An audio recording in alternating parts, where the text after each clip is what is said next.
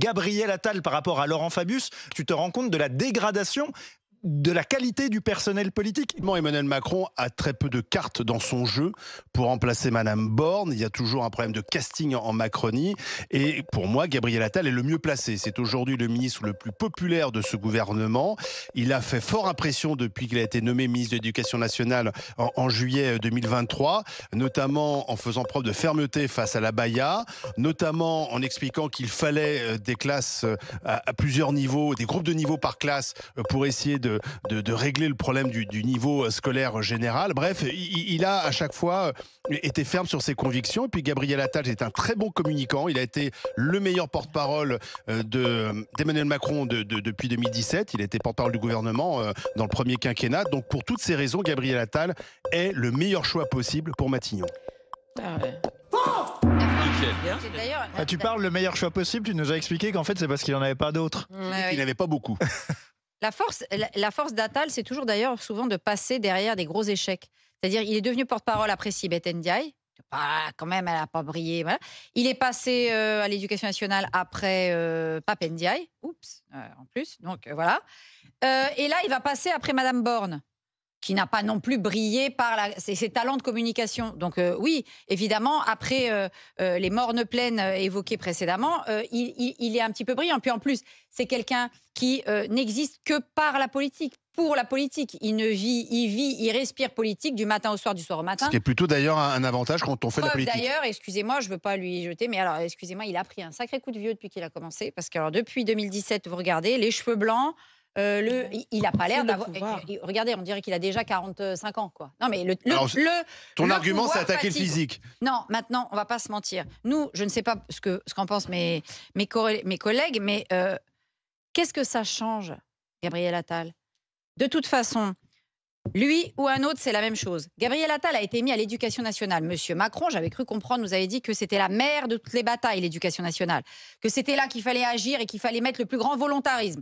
Il y met Monsieur Attal, qui ne fait pas des trop mauvaises choses depuis le début de l'année. C'est pas mirobolant. Même Barbara le reconnaît. Non, la baya, c'était nécessaire. Le reste, on verra. Parce que le reste, c'est des yaka faucons. On va voir si ça entre en pratique. Le fait un petit peu de rompre la logique du collège unique, etc.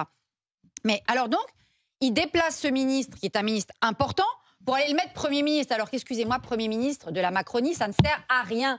Ça ne sert à rien, un Premier ministre d'Emmanuel Macron. Il va se faire marcher dessus, il va se faire réduire en bouillie. Donc d'ailleurs, je ne comprends même pas que les deux autres, la Darmanin et Le Maire, se poussent des coudes pour devenir Premier ministre. Premier ministre d'Emmanuel Macron, ça doit être invivable. De Sarkozy, c'était déjà pas rigolo. De Hollande, il devait se prendre la tête. Ça a rendu Édouard Philippe très populaire et favori pour la présidentielle. Donc ça a servi à Édouard Philippe, que personne ne connaissait avant. Non, ça a rendu Édouard Philippe populaire parce qu'à un moment, il s'est opposé à Emmanuel Macron. C'est ça qui l'a rendu populaire. Tu vois Gabriel Attal s'opposer à Macron. Tu sais quoi, Barbara? Je prends le pari. J'y crois pas. Je prends le pari que s'il est nommé à Matignon dans quelques mois, les papiers à la une de Libé, du Figaro, ça sera la rivalité Macron-Attal.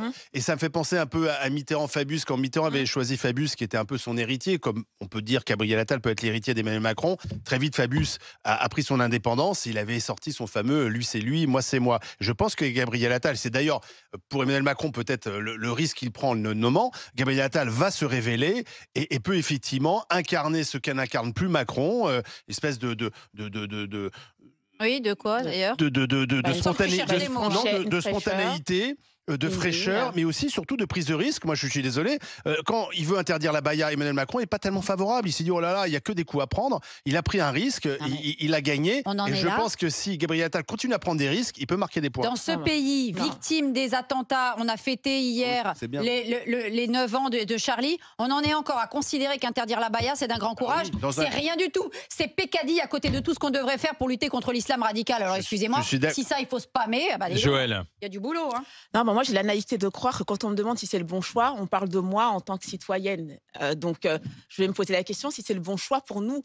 Et je rejoins Barbara, ça ne va rien nous changer. Enfin, je veux dire que, je l'avais dit la semaine dernière, celui qui a remanié, c'est Emmanuel Macron. Donc, tant qu'on ne remanie pas Emmanuel Macron, moi, tu peux me changer les pions, tu peux me faire tourner les chaises. Il faut que tu attendes encore 3 ans.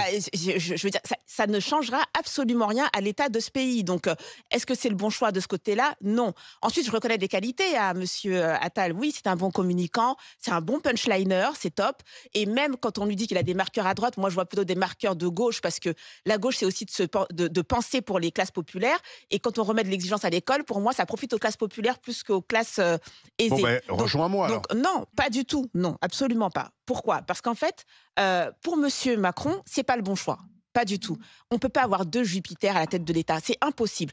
Ça, dans 2 secondes, on va entendre comme Sarkozy que c'est un collaborateur. Il va le redescendre. Pourquoi? Parce qu'en fait, l'autre, il a le vent en poupe, Attal, et que Emmanuel Macron, c'est la star de tout et de tout. C'est l'omnipotence. Il ne va pas supporter la concurrence. C'est l'omniscience. Il ne supportera pas ça. Donc, vraiment, j'ai des doutes qu'il puisse nommer Monsieur Attal au gouvernement, enfin, en tout cas, en tant que Premier ministre. Et enfin, la dernière chose, c'est que j'en ai assez de voir les gens faire carrière sous mes yeux de manière aussi flagrante. Vraiment. T'aimes pas l'ambition?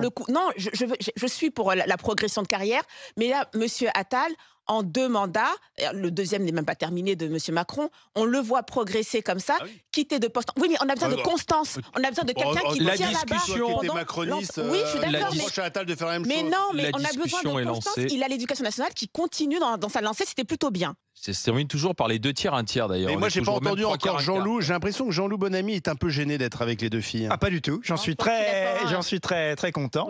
Et simplement, moi, je pense qu'il y a plusieurs problèmes. Un, c'est nommer le jeune Attal, comme dirait notre ami Charles Consigny.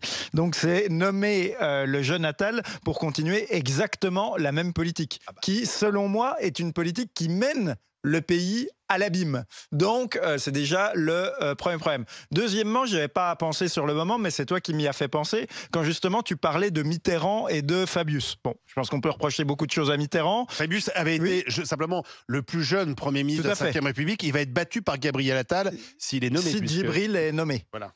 C'est que Djibril, c'est Gabriel, donc on peut l'appeler Djibril Attal. J'ai essayé Gabi le magnifique. Je vais tenter le jeune Attal. Je vais tenter un peu tous les surnoms possibles. Il s'appelle Gabriel Nissim Attal. Oui, Nissim. Ah, ça je ne savais pas. Ouais. Et donc ou l'ange Gabriel. Enfin, je vais tenter un peu tous les jeux de mots au fur et à mesure des émissions.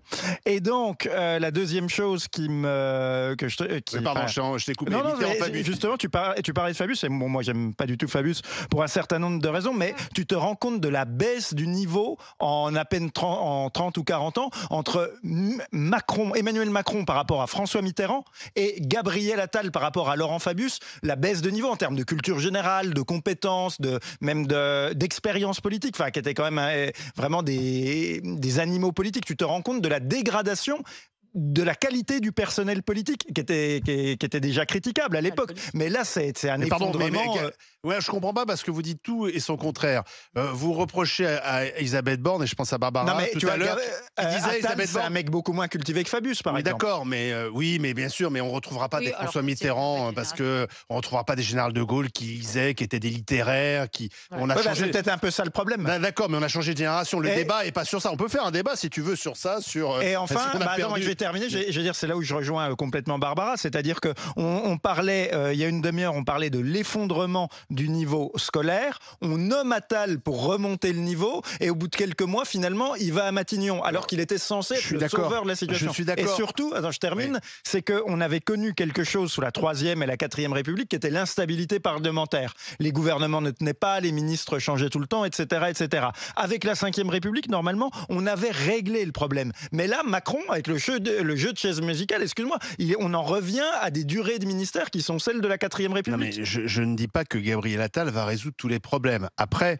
attention, Emmanuel Macron, il a été réélu, donc tu ne l'aimes pas, tu n'es pas d'accord avec sa politique, il a encore 2 ans et demi à faire. Avec qui doit-il les faire ces 2 ans et demi? On voyait bien que Mme Borne, son grand problème, c'est qu'elle n'était pas une politique et qu'elle n'avait aucun charisme. Là, Gabriel Attal répond à ces 2 lacunes, c'est un vrai politique. Je ne sais pas si le charisme est ce qui correspond le mieux au jeune Attal. Dans sa vie, il n'a fait que de la politique, il a commencé comme militant socialiste, ensuite il a travaillé au cabinet de Marisol Touraine, et puis ensuite il a rejoint Emmanuel Macron. Mais c'est quelqu'un qui fait de la politique, il en aura besoin parce qu'à l'Assemblée nationale, il n'y a toujours pas de majorité pour Emmanuel Macron, donc ça sera vraiment un boulot à plein temps de faire des majorités pour passer des lois. Et puis la deuxième chose, c'est qu'il a du charisme, c'est un très bon communicant. Aujourd'hui, en 2024, tu ne peux pas faire de la politique sans avoir du charisme. Non, c'est pas du charisme. Sinon, Emmanuel Macron va pas être élu. Non, c'est pas du charisme. Mitterrand avait du charisme, Chirac avait du charisme, d'accord. À partir de Chirac, il n'y en a plus un seul qui a eu du charisme.